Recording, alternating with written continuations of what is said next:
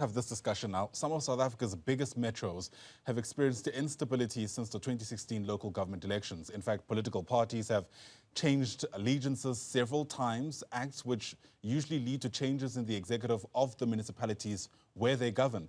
So as the country moves closer to the 2024 general elections, are we ready to have coalition governments at a national level? For that, let's bring in co-founder of civil organization ReimagineSA, that's Dr Mamphela Ramphele, who's also seen the country through its various political and government changes. The doctor joins us via our video link this morning, and it's lovely to see you. Thanks for your time and patience here on the AM Report. So as I said, you've kind of seen the political landscape in this country change in historic ways from pre-democracy till where we are. You've had a stint yourself at trying to get a political party off the ground. There is no doubt that what we are seeing is yet another change in that landscape. And I do wonder whether you reckon we're learning lessons about how best we could go about that. Good morning, and thank you for having me.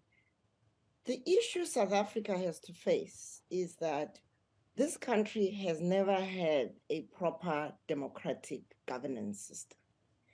We have assumed that governance is about power, as the Dada Moreo in Gauteng yesterday said so bluntly, that what this is about, this change in who is the mayor and not, is about power and exercise of power. Now, if our approach to governance is informed by that view, then we are in very serious trouble. And the reason goes back to 1994, that we did not plan to have proper civic education so that voters know that governance is about the allocation of resources in an equitable way. Because even the Freedom Charter that people claim that they swear by talks about the people shall govern. They don't say the elites shall govern.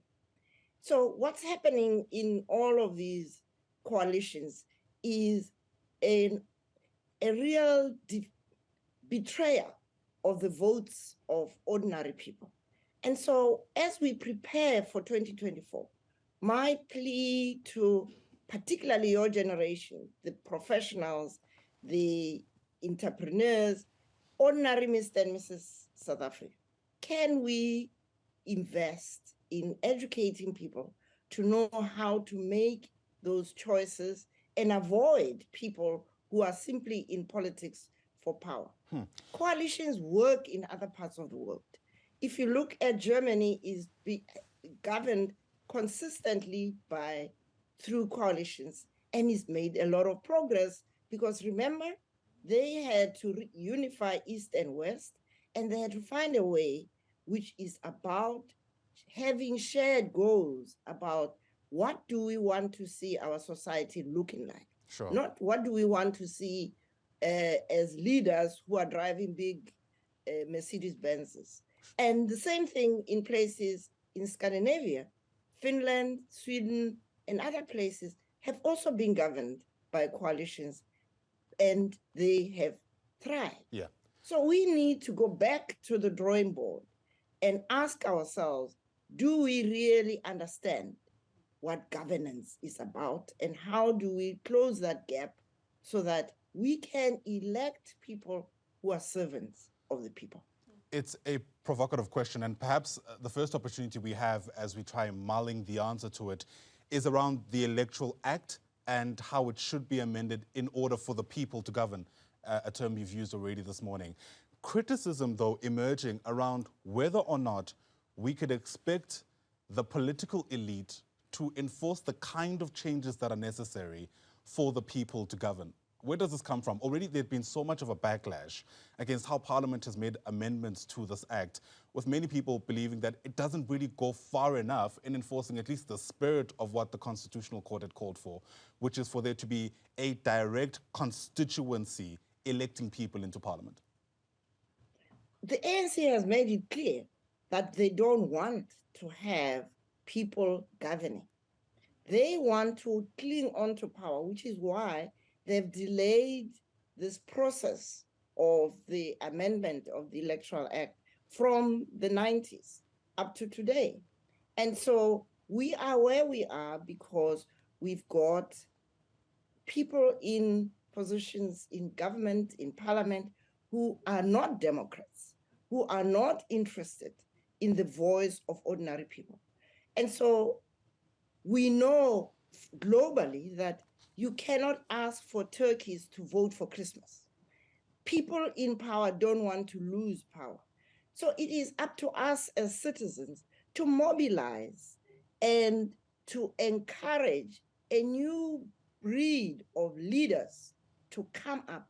This country has got an amazing number of professionals, a significant proportion of people between the ages of 25 and 45 who really should be stepping up into the governance role.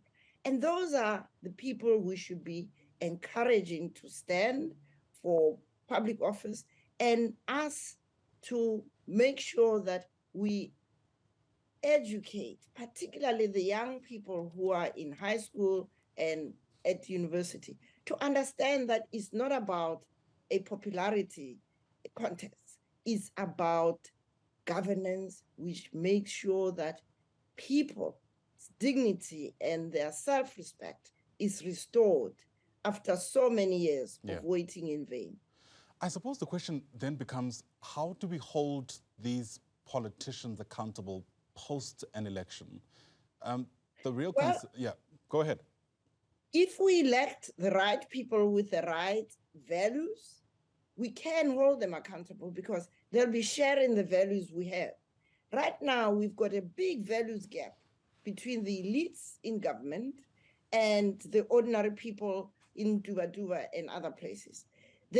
Those people in rural areas and in poor urban settings are regarded as charity cases where we give them 350 Rand. And what can you buy with 350 Rand? If you really have the dignity of people in mind, you cannot allocate them 350 Rand when you are actually driving around at the rate of 350 Rand petrol from your office to where you live. We have so embraced inequality in this country that we have become insensitive to those kind of signals that are coming from government about ordinary people. Sure. And it's not impossible to reverse that. Just look at what's happened to Rwanda. Rwanda was in the process of a genocide when we were celebrating our freedom in 1994. Look at where they are. Their education system is excellent. Their healthcare system is excellent. They have promoted entrepreneurship because they have a shared goal of building a Rwanda which is for all Rwandese. We don't have that shared view in this country. It's all about me, myself, and I. Yeah. The Rwanda example is an interesting one because there's been discussions around, Paul Kagame and whether or not we should look at some kind of soft dictatorship. But I digress. What we're hoping to speak about today is how we can fix our government system.